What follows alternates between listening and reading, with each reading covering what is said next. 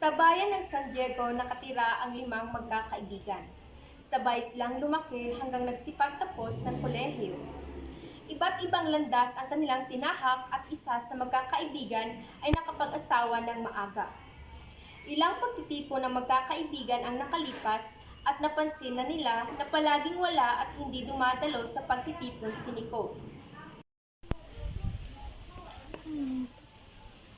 Nakakamiss naman itong mga mukhang ito. Tawagan ko nga sila para malaman ko kumusta na sila.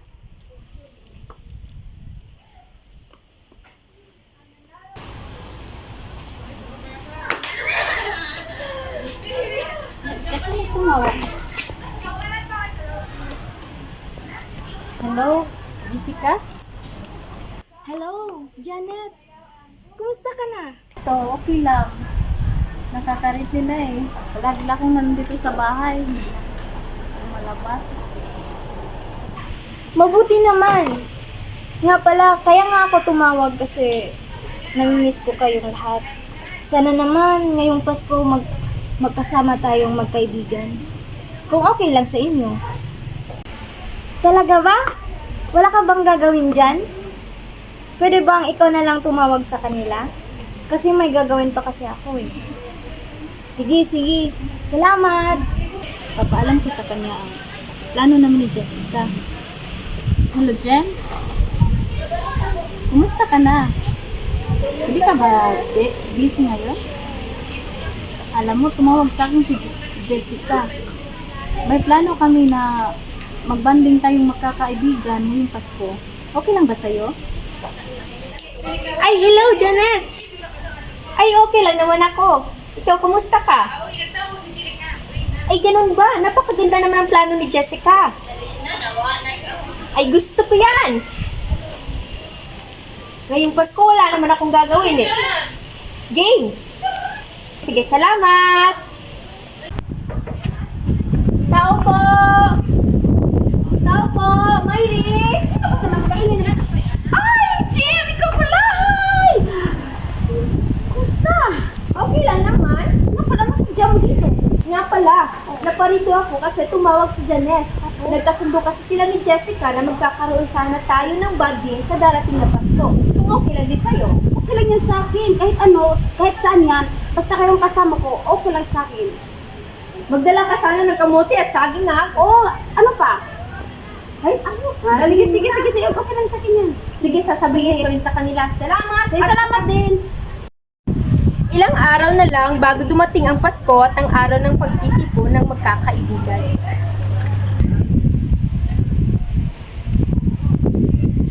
Hello, Janet! Kumusta? Okay na ba sila lahat? Kung gano'n. Maayos. Sige, ako nang bahala sa mga event, foods, at kahit ano. Basta pumunta lang kayo. Sige. Bye. Dumating ang araw ng Pasko at ang magkakaibigan ay nagsisipuntahan na sa venue kung saan sila magbabanding.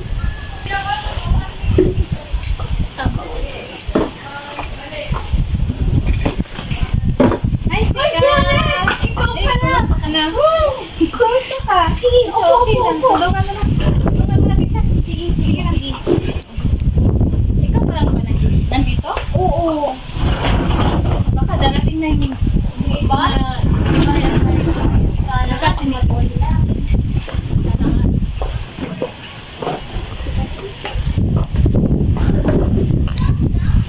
Uy, nandiyan na sila! Ay! Kumusta kayo? Kumusta ang biyahe? Okay na kayo naman? Si Nicole, nasaan? Baka papunta pa yun. Sige, umupo muna kayo. Maganda naman. Paparating na din yung foods. Antayin lang natin. Para pagdating ni Nicole, andyan na siya. Mas lalo kang yumayaman ngayon ah. Maliit na bagay, hindi naman. Nakaano lang ng, alam mo na, yaman-yamanin.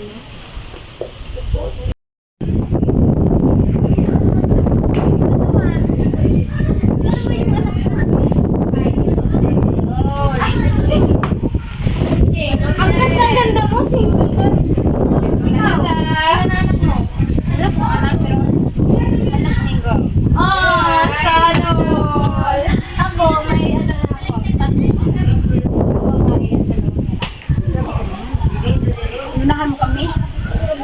Narinig ko nga ang tatalino ng mga anak mo eh.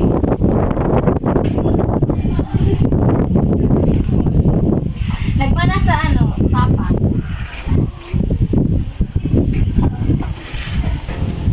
Nga pala, Nicole. Ba't mas medyo pumayat ka ngayon ah? May sakit ka ba? O may nararamdaman ka ba? Hindi mo ba alam? Ano kailangan kong malaman? Ang totoo niya, matagal na binubugbog si Nicole sa kanyang asawa at may sakit rin siya. Sino may sakit? Sino may sakit? Nicole, sabihin mo na. Ikaw? Sakit mo? Bakit? Ano ba ang dapat natin malaman? Si Nicole kasi may sakit siya at binubugbog rin siya sa kanyang asawa. Gaano nakatagal? Tagal na. Ba't hindi mo sinabi sa amin? Pumunta ka na ba sa doktor? O nagpapagamot ka ba? At anong sabi? Sabi ng mga dalawa. At medyo mahirap kasi ang sitwasyon namin kaya minsan lang ako makakapunta sa Bakit ngayon mo lang sinabi? Oo nga, Nicole. Nandito naman kami. Tutulungan ka naman namin. Kaibigan tayo, Nicole. Maaari kami tutulong sa iyo kung kailangan mo. Huwag kang mag-alala. Ako ang bahala sa gamot. Sa lahat ng kailangan mo. Kami lahat. Pagtutulungan namin. Tutulungan ka Mag-aambagan namin. kami para makatulong kami sa iyo. Basta magpapalakas ka lang. Ha? Huwag kang sumuko. Kaya natin to.